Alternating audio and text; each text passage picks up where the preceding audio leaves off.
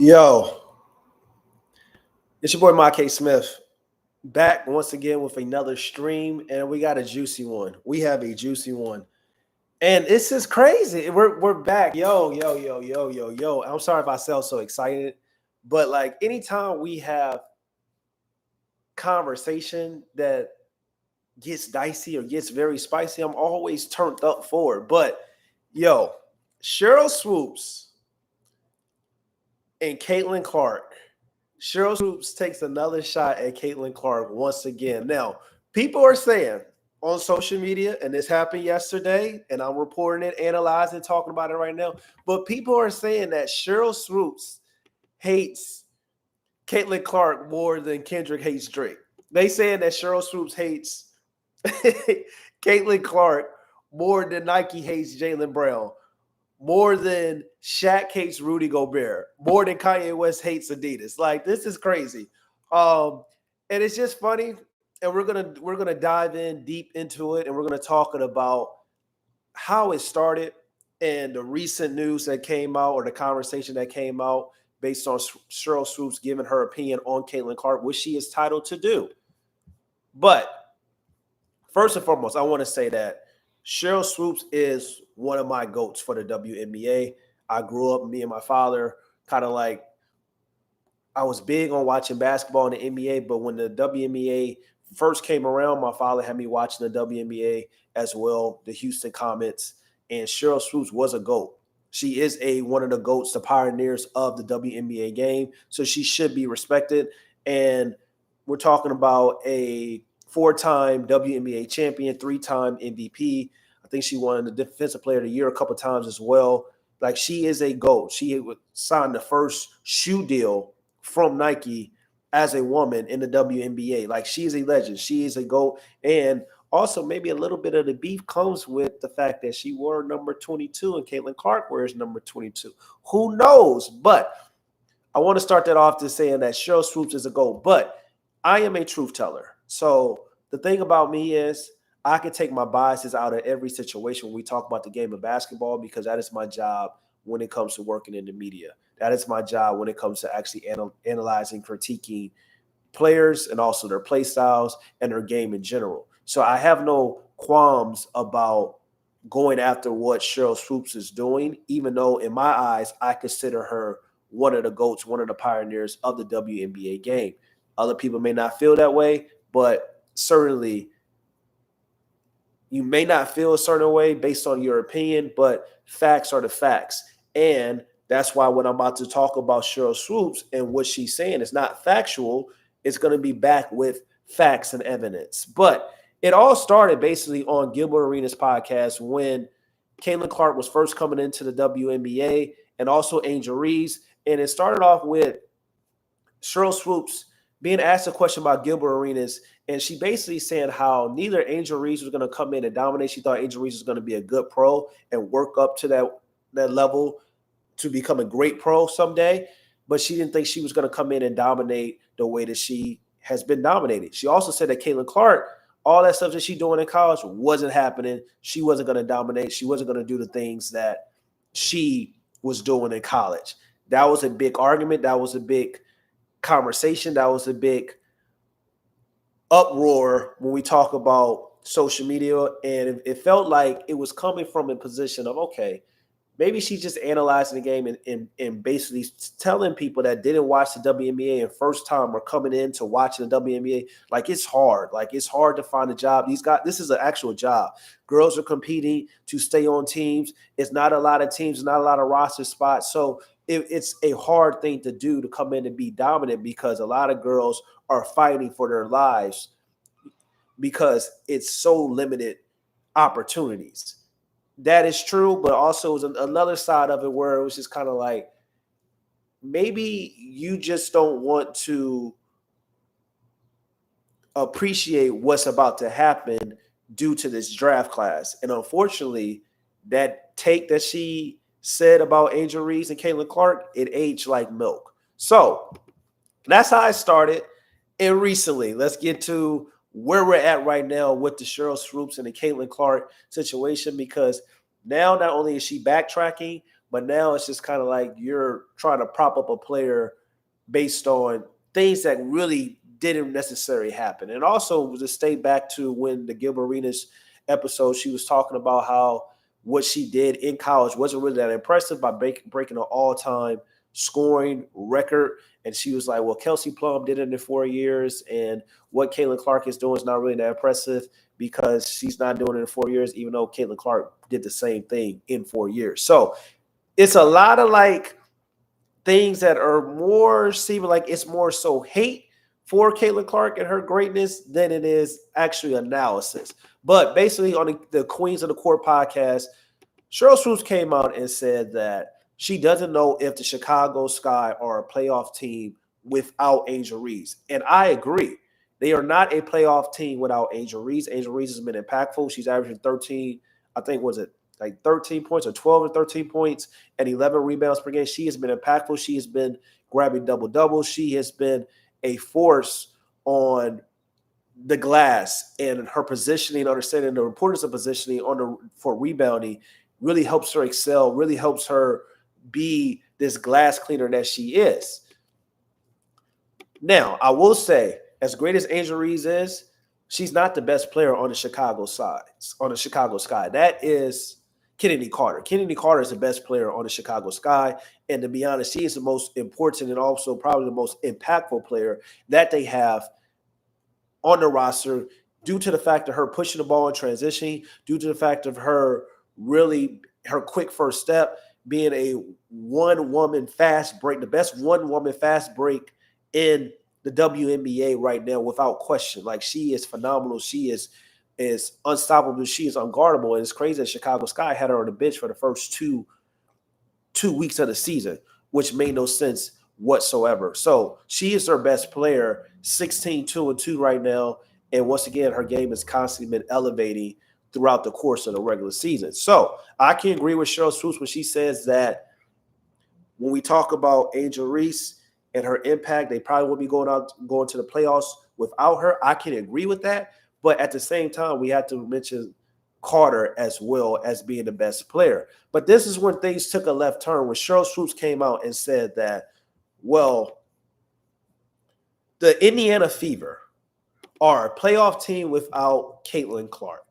So it's just like you try to credit Angelreese and her importance and what she is doing, but then you try to discredit Caitlin Clark and her importance and what she's doing. So you say that Angelreese is one of the reasons why the Chicago Sky wouldn't be a playoff team without Angelreese. And I agree with that point.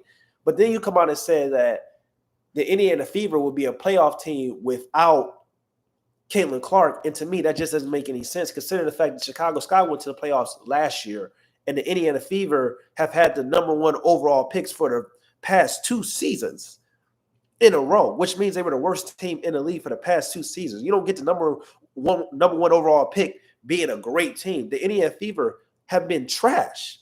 So to simply say that Angelreese is the reason why the Sky are going to possibly make it to the playoffs, and that's why you would give her the Rookie of the Year over Caitlin Clark. But then to say that Caitlin Clark's team would make the playoffs without her, this doesn't really make any sense, considering the fact of the matter that the Sky went to the playoffs last year and the Fever were the first overall pick for 2 years in a row, which led them to the opportunity to get Boston and Caitlin Clark. So it doesn't make sense, and that's why I said it seems like it's a lot of hate more so than actual analysis. Now, if you want to come out and say that, if you're Sherly Swoopes, you want to come out and say, well, I believe that Angelreese let's talk basketball. A basketball standpoint, the reason why she should be Rookie of the Year is because of the fact of her glass cleaning ability, offensively and defensively. But when she's getting rebounds on the offensive side, she's creating extra possessions for her team. And also, she's being very impactful on both sides on the floor. When we talk about actually guarding, her defense has been very important.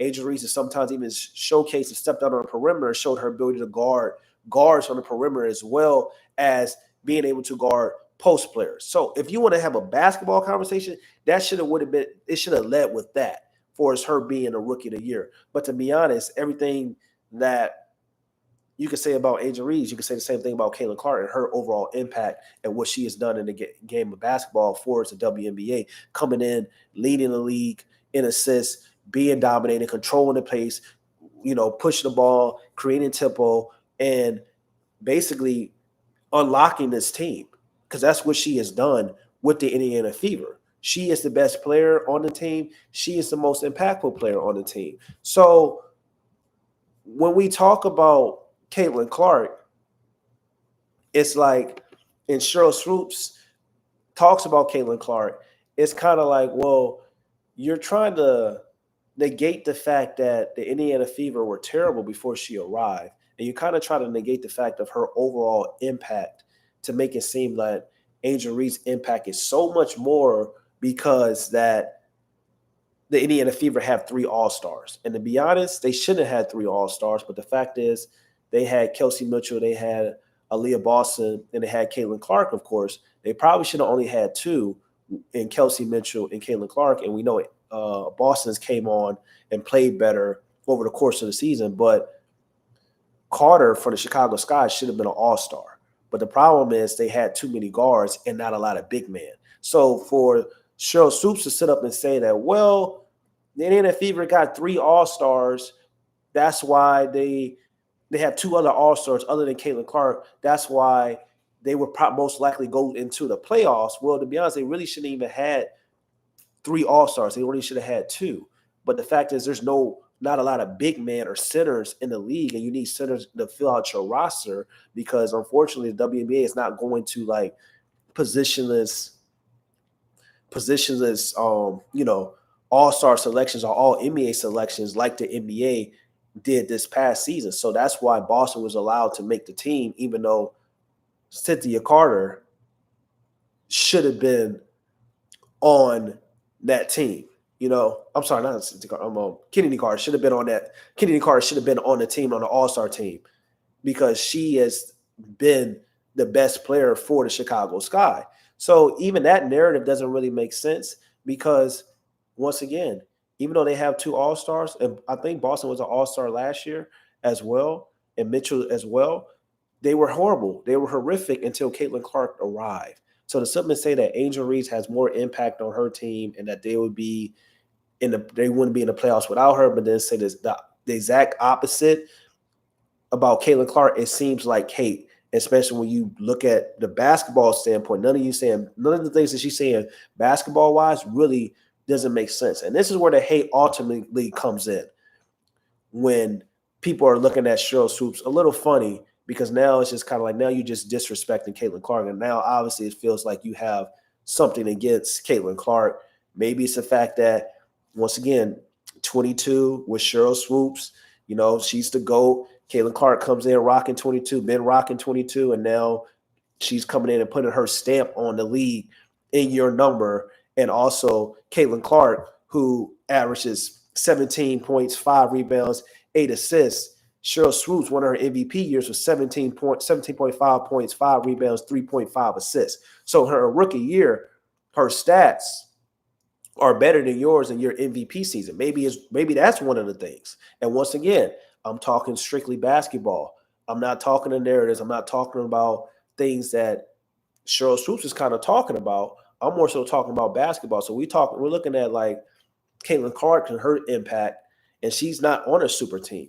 As great as Sherly Swoopes was, she played on the Houston Comets. The Houston Comets was the best team, was a super team. They were the best team in the league, hands down. That's why they won several championships all back to back to back to back, because of the team that she's played on. And Caitlin Clark, as great as she is, what she's doing is being a floor riser, and she's really taking the roof off that ceiling for that team and getting them into position to possibly be a playoff team, even though the past 2 seasons they haven't been in the playoffs at all. So we can't talk about Caitlin Clark not having an impact, or how if she wasn't on the team, the Indiana Fever would still make the playoffs because they got 2 other All-Stars, when in reality, Caitlin Clark is the most important aspect and player on that team. And reality shows that without her, they wouldn't be a playoff team because we got historical context of showing them that they wouldn't be a playoff team without her already before. So, and this is where also the disrespect that comes from with Sherly Swoopes is she said that Katie Lou was the most important player on the Fever. Katie Lou, the forward on the Indiana Fever, was the most important player. More important than not just Caitlin Clark, but more important than Kelsey Mitchell, more important than Boston. But the reason why she said that in a statement that was geared towards the direction towards Caitlin Clark in trying to proclaim reasons why that she hasn't been impactful, one, and why Angelreese is the rookie of the year over her. But to sit up and say Katie Lou, who is a forward on her team, who averages 5.4 points per game, 2.5 rebounds, 1.5 assists, is the best player or the most important player on the team, is disrespectful. It's disrespectful when we're talking about the game of basketball. Because how can a player that is averaging 5 points per game, 2 rebounds, 1.5 assists is more impactful than a player who right now is top 3 MVP candidate? So for Sherly Swoopes to come out and say Katie Lou is more valuable than a top 3 MVP candidate in Caitlin Clark when she is averaging 3 times the amount of statistical stats than Katie Lou, it makes no sense. And that's when people are looking at Sherly Swoopes sideways, because now we see it's just hate. And once again, Sherly Swoopes is one of my GOATs. And I appreciate everything that she did for the game of basketball and also for the WNBA in general. But if we're supposed to be a league about uplifting, if we're supposed to be a league about making sure that we have attention and eyes on the league and the players and to talk about the greatness of the WNBA, you would think that one of the GOATs would be more so welcoming to a player that has a potential that we haven't even seen in this league ever. For it's like the impact globally, the impact for merchandise sales, the impact for popularity, also just the impact of her overall game and the potential that she has, that she could be. But unfortunately, a lot of times we don't see the older generation be more like Allen Iverson, who is welcoming, who loves all the players, who talks and supports all the players and gives credit when credit is due. We don't see that. A lot of times we see players more like a Shaquille O'Neal, more like a more like a Shaquille O'Neal, more like a Charles Barkley, who constantly kind of talk shit about the players of today and the younger generation. And maybe it stems from envy, maybe it stems from jealousy, or maybe it just stems from a lack of insecurity. But when we talk about Caitlin Clark and we talk about her greatness and we talk about everything that she has done already in the WNBA, to sit up and to say that Katie Lou, who is a good basketball player, is the most important player on the Indiana Fever, now you're just trolling. Now you're just saying anything out of your mouth for attention or for engagement, or simply just because you don't like Caitlin Clark for whatever the reason is. I do not know. But we can't sit up and talk about, if Caitlin Clark's play has been so phenomenal, so good, and her impact has been so glaring this season, that if it wasn't for A'ja Wilson, we would be talking about Caitlin Clark being like a Candace Parker and coming in and being a rookie of the year and also the MVP. A'ja Wilson is just so godly, God tier right now for her game. It's just like, of course, she's locked down the MVP, but Caitlin Clark is having an MVP caliber season as a rookie. And for us, a rookie of the year debate or discussion, it's over. Caitlin Clark should be the unanimous rookie of the year. Nobody has came into the league with the amount of pressure that she has had to come and be impactful, to come and take this team that hasn't been in the playoffs for 2 years, to come and dominate, to come with the pressure of everybody kind of hating on her and wanting to see her fail. Like, when we talk about pressure and we talk about hate, I did a stream a couple days ago. I keep telling people, go back and watch that stream. Caitlin Clark has a similar pressure and hate that LeBron James had when he entered the league. And it's shocking because, like, you would think that a league that predominantly markets white athletes to their fan base, you would think that Caitlin Clark wouldn't have this amount of hate. But it's like the complete opposite. It's like Caitlin Clark has so much hate that it's like unreal. And kind of it's even mind-boggling to think about because of the fact that like this doesn't really make sense because the WNBA tends to market and favor players like Caitlin Clark. When we think of Sue Bird, Diana Taurasi, and all those players. So it's very interesting to me. And I don't know what's going on with Sherly Swoopes, but once again, Sherly Swoopes hates Kate. It seems like, and this is what people are saying on Twitter, it seems like Sherly Swoopes hates Caitlin Clark more than Kendrick Lamar hates Drake, more than Kanye West hates Adidas, more than Nike hates Jaylen Brown, more than Shaq hates Rudy Gobert. Like the hate is out of this world, and it doesn't really make sense because I don't know where it's coming from. But to sit up and just try to also kind of pinpoint Angelreese teammates against her and stuff like that by saying how like, well, they're not a playoff team without her, even though she's not even the best player on the Chicago Sky. To do that, to try to like downplay her teammates, to try to uplift her rookie of the year case, and also to kind of shit on Caitlin Clark doesn't really make sense. It doesn't really help your point because your analysis should be based on her on the court production, her on the court play first and foremost.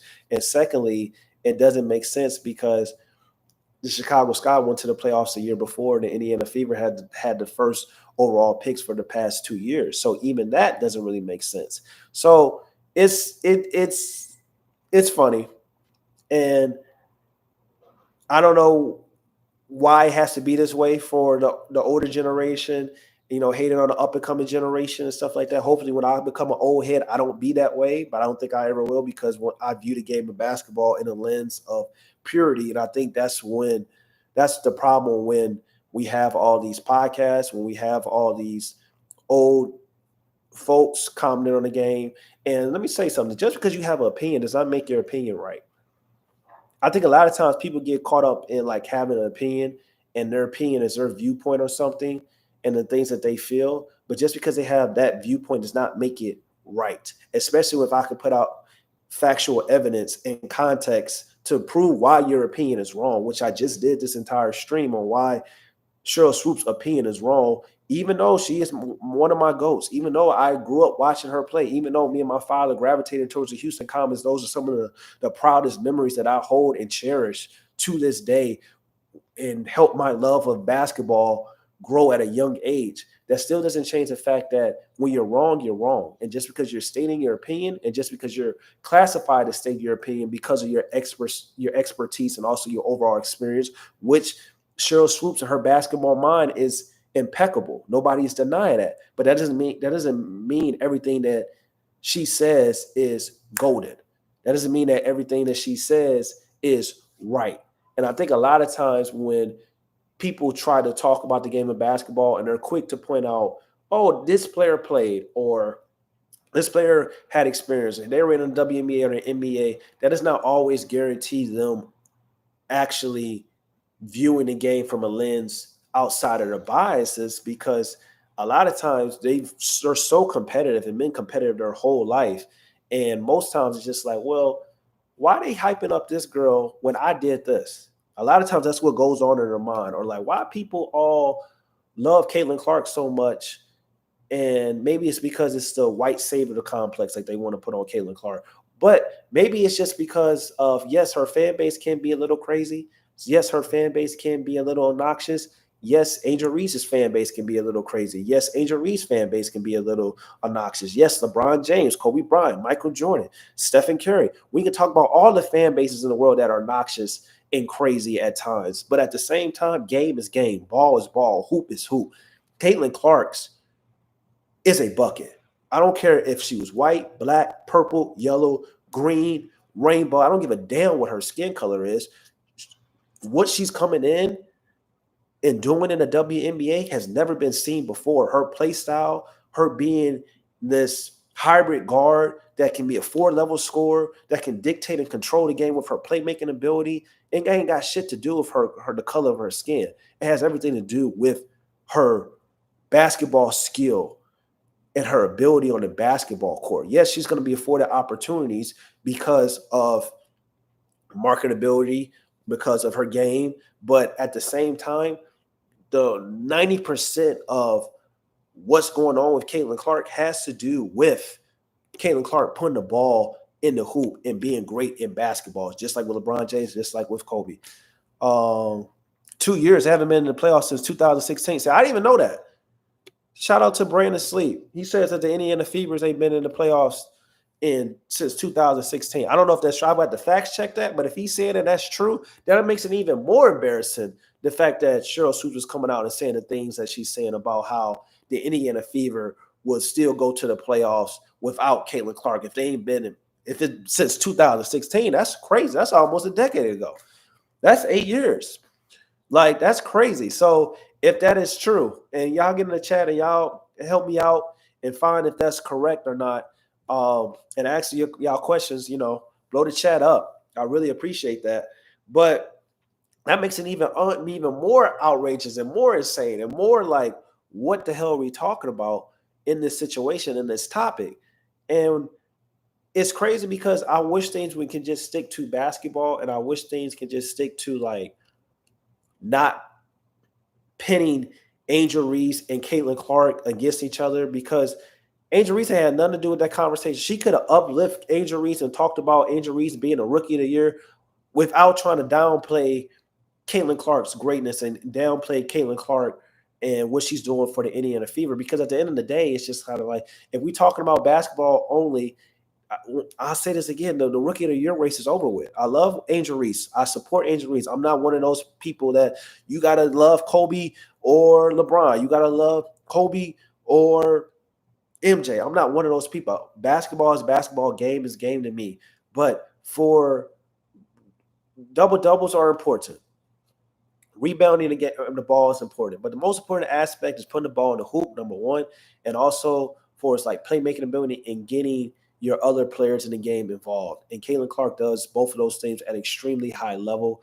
And it's not really a comparison for it's like the schemes that Caitlin Clark sees on the constant basis. As soon as she crosses the half court, they're sending doubles, they're sending blitzes. As soon as the pick and roll, the pick and roll, then they're fronting her, they're blitzing her and stuff. They're trying to take away, her passing lanes and things as well. So it's just like the overall schemes and focus and the gravity that Caitlin Clark has on the basketball court is insane.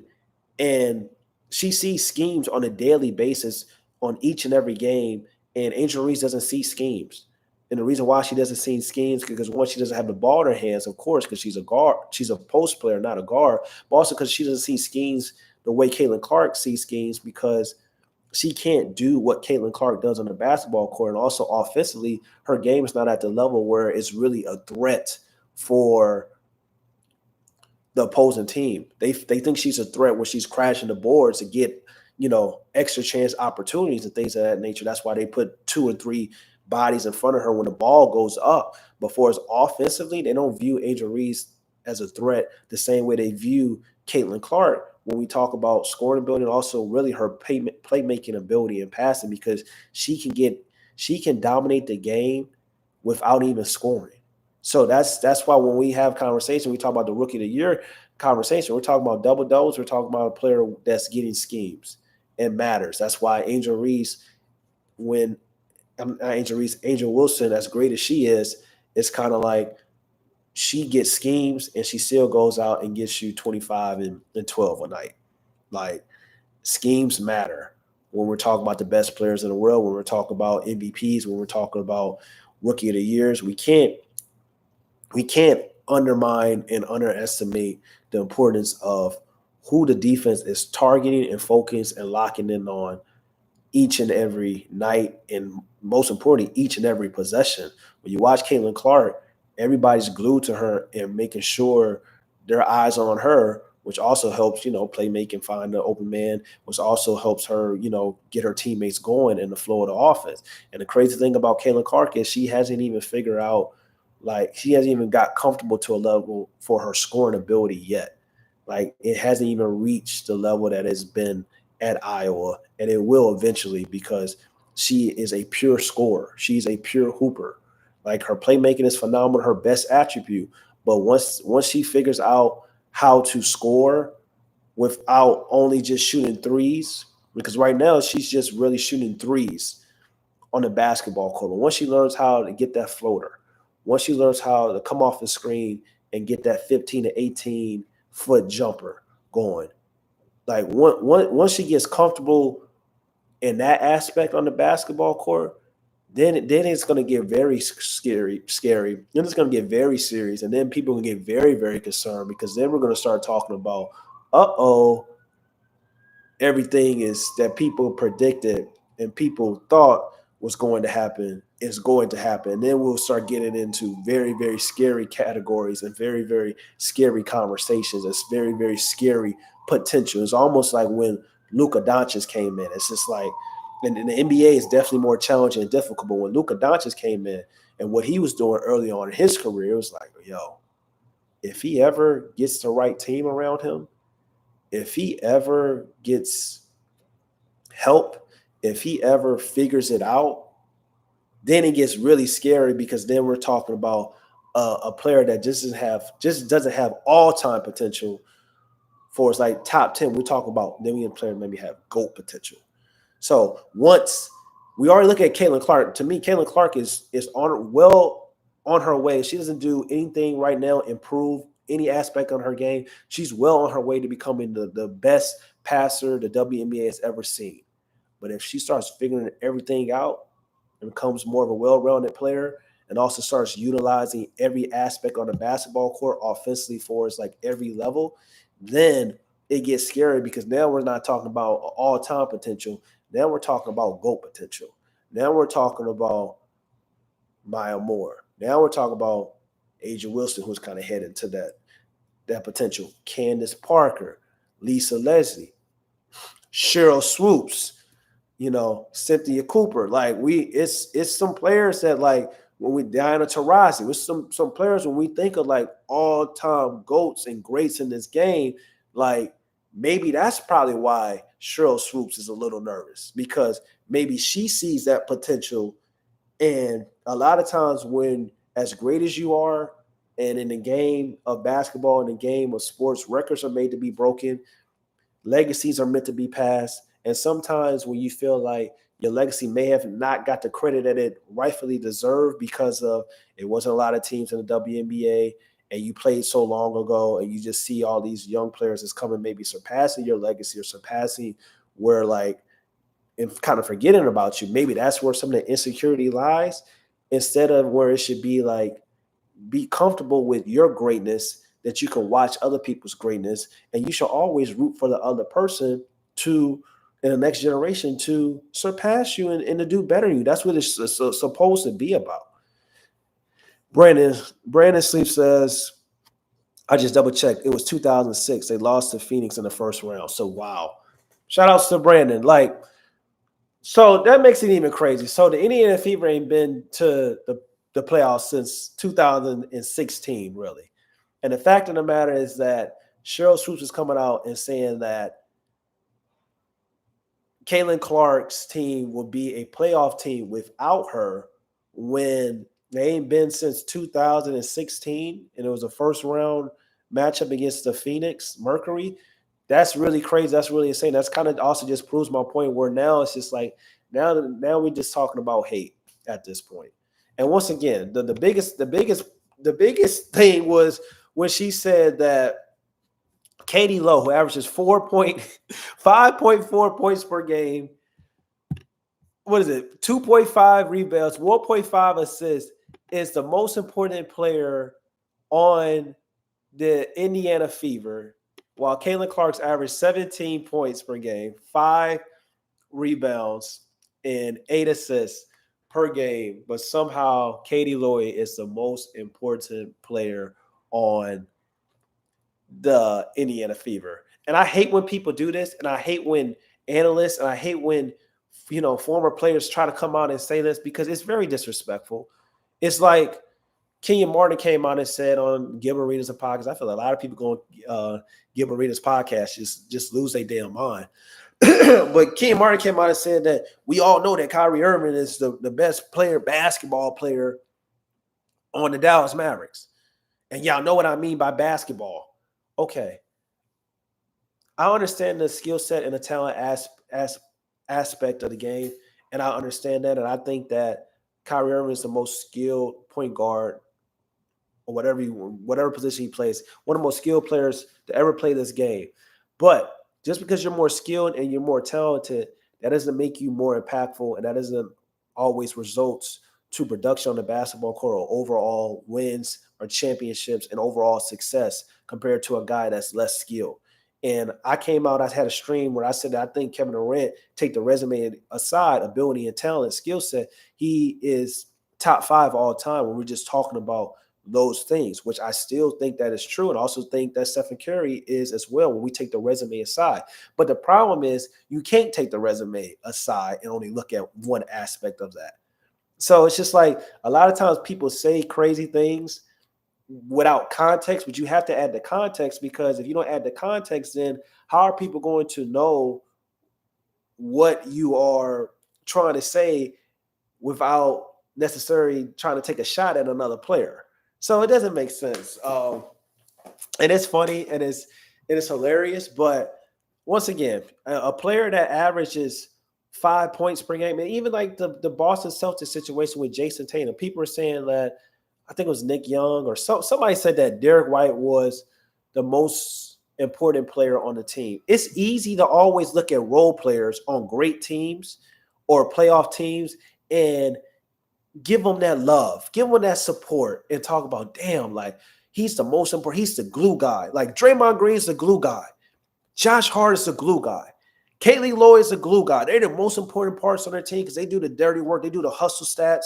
They get all those, the loose balls, offensive, defensive loose balls, the deflections, the screen assists. They do the grunt work on their team. Wow. So, Derek White, defensively, they're the most important players on the team. But if you take off the star, your team ain't going nowhere. If you take off Jason Tatum, the Boston Celtics ain't winning a championship. If you take off Jaylen Brown, the Boston Celtics ain't winning a championship. If you remove Stephen Curry, Klay Thompson on that team, they ain't winning a championship. If you move Michael Jordan, Scottie Pippen, they ain't winning a championship because of Steve Kerr and Dennis Rodman. Like, let's be for real. Like, if you remove Jalen Brunson, the Knicks ain't going to be competing in the Eastern Conference because of Josh Hart is on the team and people feel like he's the most important player. Like, let's cut the bullshit. Like, that really gets me like going and riled up because it's such casual talk. It's just like, it's like people don't watch the game of basketball, or people want to make these like crazy ass takes because hot take culture gets you the engagement, gets you the lights. But you can have a hot take, but if you have no context, no evidence support that hot take, it's just a foolish take at the end of the day. So for Sherly Swoopes to come on and say that Katie Lou is the most important on the Indiana Fever over Caitlin Clark, who's a top 3 MVP candidate right now, should be the unanimous Rookie of the Year, came into the league and been a star. And most likely going in the second half of the regular season for the WNBA, she's going to be the reason why the Indiana Fever are going to make the playoffs for the first time since 2016. Let's talk about it. Like, we got to, like, take all the biases out, take all the hate, take all the jealousy, and let's talk about what's real and what's factual. And a lot of times when we talk about the game of basketball and the WNBA and the NBA, it's missing the truth because there's too many people that are commentating on the game, analyzing the game, that really only want to generate things that for clicks. Clickbait analysis is what it's called. It's called clickbait analysis. That's what a lot of people get involved in sports media. That's what a lot of people have conversations about, because the truth of the matter is, talking about the X's and O's and talking about the nuances of skill set and talent and talking about a player's overall impact is boring to the casual viewers, because the casual viewers don't really understand necessarily what they're watching. That's why we can see the same old LeBron James is the GOAT. The reason why he's not the GOAT. LeBron James versus Michael Jordan. That's why the reasons why we see all-time lists every year with no like context on what this all-time list is about. Oh, this guy is Bill Russell. God rest his soul. Bill Russell got 8 championships. Bill Russell played in an era where it was 10 teams. Bill Russell played in an era where he was the only big man. So anybody that says, well, Bill Russell, that's why I don't even like commentate and talk about Bill Russell, because he's a pioneer, he's a legend in this game. But Bill Russell was great, but it's levels and evolution is real. You can't stop evolution. I can't sit up and look at Bill Russell and then look at like a player into game, Nikola Jokic in today's game, and really be like, wow, like Bill Russell won 8 rings, so I got to put him above Nikola Jokic, when it's just kind of like, all right, 8 rings, skill set and talent, combine a resume. Who's the better player? Who is playing in more competitive era? Who has more harder competition? Nikola Jokic, you know, but that makes people uncomfortable. And even Sherly Swoopes, because she played in a time where it wasn't a lot of WNBA teams and the competition wasn't as great as it is today right now. And the skill set wasn't as advanced as it is today. But instead of like understanding that or appreciating that, and I understand you're not really supposed to compare eras because you have to dominate in the era that you played in. But you can appreciate in your era compared to this era, and you can talk about the pros and cons, but you also can appreciate and understand that, like, yo, this is kind of different.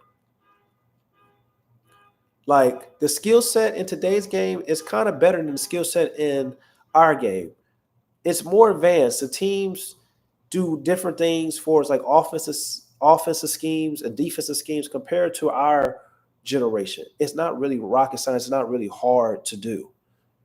But a lot of times it takes people decreasing their ego and increasing their actual knowledge. And that's not a knock against Sherly Swoopes or anybody that's played in the WNBA or the NBA. They know way more about basketball than me. I only played college basketball. So that's no knock against anybody. But at the same time, it's like if you're not sharpening your toolbox and watching film and watching games on a daily basis and things of that nature, and also watching the players, you can't just spew out takes and commentate on the game and not be aware or have any context to support the claims that you're saying if you're not actually doing the research, studying, watching, putting in the work, and understanding the different nuances that are different in today's game compared to the past, or a player's overall impact compared to another player's overall impact, comparing 2 players in one that's a role player than one that's a starter. The fact that it even came out your mouth lets me know that it's like, oh, it's hate. it's not analysis, it's hate. You know, but once again, the older generation, we see this in the NBA as well. We see Charles Barkley, and I love those guys in TNT and their entertainment, their excitement.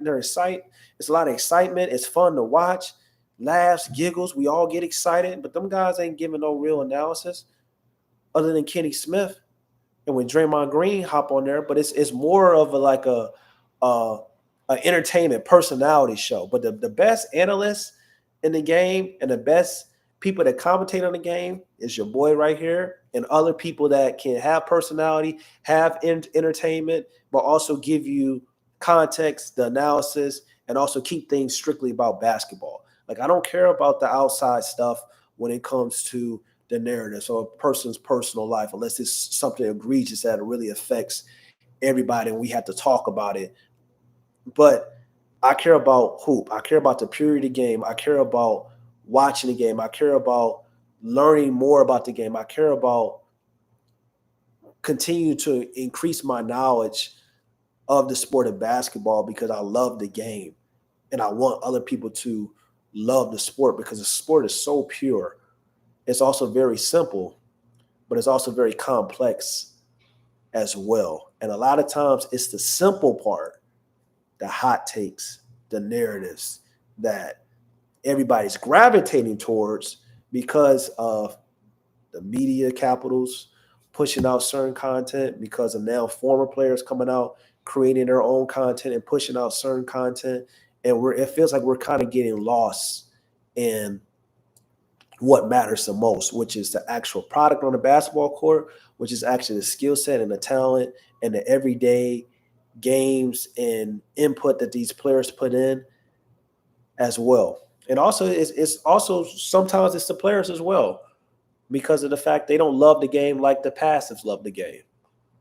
They don't appreciate the game like some of the old players appreciate the game. A lot of times everybody's so focused on building out a personal brand or building out their increasing that paycheck. And I understand, if I was in a position, I want to increase my paycheck as well. But you can really see who loves the game and who doesn't really love the game when you watch the game of basketball. You can see a player who hasn't really worked on their skill set in 10 years compared to a player who has worked on their skill set in 10 years. And you can see like who really loves the game of basketball and who really is just there for a paycheck. But that's here nor there. Once again, it's your boy Ma K. Smith. Please make sure you subscribe. I really appreciate you guys locking in with me. Shout out my boy Brandon Sleep. He was in the chat all stream, putting in that work. Follow me on all platforms if you want to continue to talk basketball or watch, have some of my content. AKIS NBA on all platforms or on Ma K. Smith. It's your boy, once again, it's your boy Ma K. Smith. Also got a book for children out there. It's a children's book, Becoming Basketball. Please go cop that. It's on Amazon. I think it's like $7. If you know a kid, if you got a kid, you got a niece, a nephew, if just want to donate some books to some of these schools. Becoming Basketball on Amazon. I'm actually working on another book. I'll share more about that coming soon. But once again, I appreciate y'all, and I'm gone, man. Peace.